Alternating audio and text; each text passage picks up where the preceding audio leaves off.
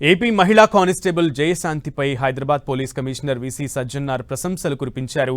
ముఖ్యంగా చంకలో చంటిబిడ్డను పెట్టుకుని డ్యూటీలో లేకపోయినా కూడా అంబులెన్స్ కోసం ట్రాఫిక్ క్లియర్ చేసిన జయశాంతి వీడియో నెట్టింట వైరల్ అవుతోంది. దీనిపైనే సజ్జనార్ స్పందించారు. మాతృత్వానికి కర్తవ్యానికి సెల్యూట్ అమ్మ అంటూ సజ్జనార్ ట్వీట్ చేశారు. కాకినాడలోని కెనాల్ రోడ్లో శనివారం సాయంత్రం భారీగా ట్రాఫిక్ జామ్ అయింది. కెనాల్ రోడ్లో సామర్లకోట వద్ద వాహనాలు భారీ సంఖ్యలో నిలిచిపోయాయి.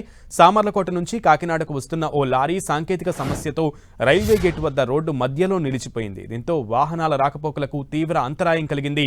సుమారుగా 5-6 కిలోమీటర్ల మేర వాహనాలు నిలిచిపోయాయి. రాకపోకలు స్తంభించిపోయాయి.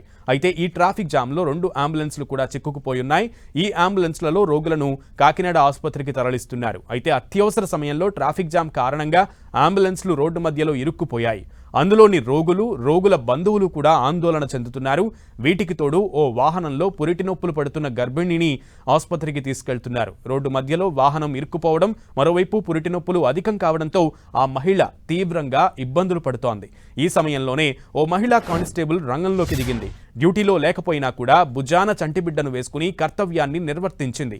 రంగంపేట పోలీస్ స్టేషన్లో పనిచేసే కానిస్టేబుల్ జయశాంతి ట్రాఫిక్ జామ్లో ఇరుక్కున్న అంబులెన్స్కు దారి క్లియర్ చేసింది. అలాగే చొరవ తీసుకుని ట్రాఫిక్ క్రమబద్ధీకరించారు. ఈ వీడియో నెట్టింట వైరల్ అయింది. నెటిజన్లు ఈ మహిళా కానిస్టేబుల్ మీద ప్రశంసలు కురిపిస్తున్నారు.